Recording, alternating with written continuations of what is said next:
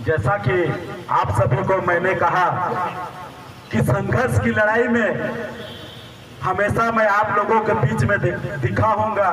आप लोग जब जब हम लोग पुकारते हैं तो आप लोग जो भी व्यक्ति जो भी महिलाएं आए होंगे तो जरूर मुझे देखे होंगे, है ना।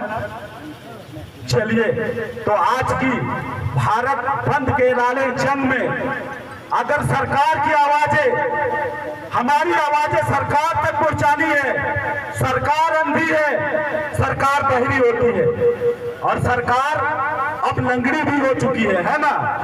लंगड़ी इसलिए हो चुकी है क्योंकि सुप्रीम कोर्ट के माध्यम से आरक्षण में क्रीमी लेयर लाके आरक्षण को खत्म करना चाहती है, इसलिए सरकार अब लंगड़ी भी हो चुकी है।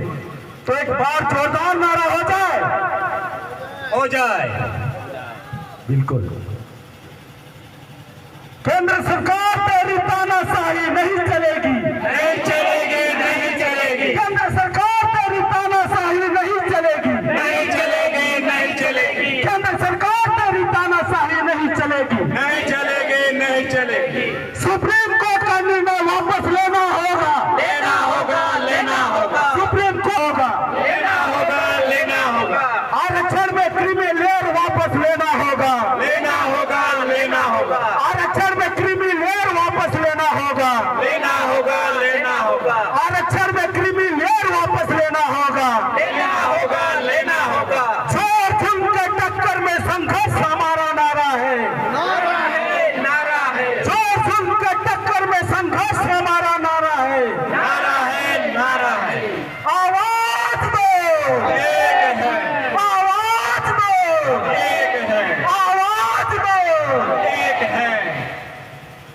एक तीर एक कमान, सर्व आदिवासी एक समान, एक तीर एक कमान, ST एक समान, एक तीर एक कमान, ST एक समान। और बचाने के लिए एकत्रित हुए यहाँ हमारे मंचासीन अधिकारी गण, समस्त दूर अंचल से आए हुए सभी मेरे माता पिता, भाई बहन और मेरे छोटे छोटे प्यारे बच्चे और मेरे नौजवान युवा साथियों, आप सभी को इस भारत बंद और अपने इस मौलिक अधिकार की लड़ाई के लिए जो जान और अपने बहुमूल्य समय देने के लिए और यहाँ जितने भी उपस्थित हैं सभी के लिए एक बार जोरदार ताली होना चाहिए।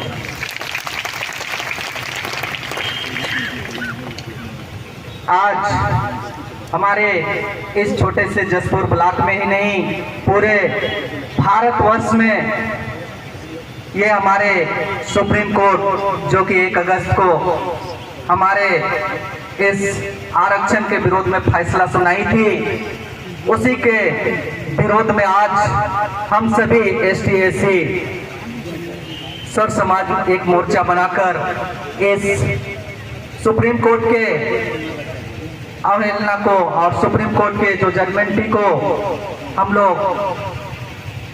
एक सम्मान देते हुए और उसके अनुकूल और उसके विपरीत हमारे जो भी ST SC हैं उनके आरक्षण के बारे में वर्गीकरण किया गया, उसके विरोध में आज हम पूरा जनसलाप आज उनको और उनके तत्वाधान में हम आज ये सुंदर रैली किए।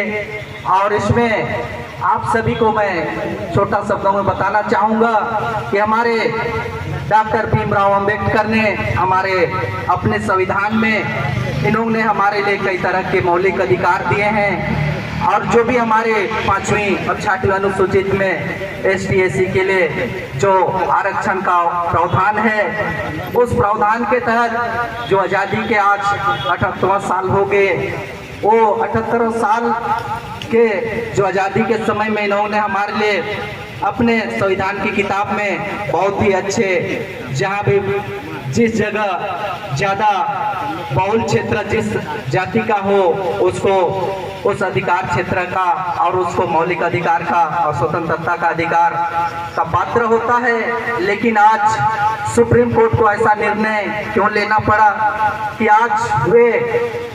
आज सभी जो भी हमारे अभी तक जो भी ST/SC से जो भी लाभ लिए हैं और जो भी नौकरी करके धन संपत्ति और अपने बच्चों के परिवेश किए हैं, उनको एक वर्गीकरण कर दिया जाए, उनको सामान्य कर दिया जाए, ताकि वे उनके नीचे जो भी बच्चे हैं, जो भी उनके बेटे बेटियां हैं, वो उनका लाभ बिल्कुल ही नहीं ले पाए।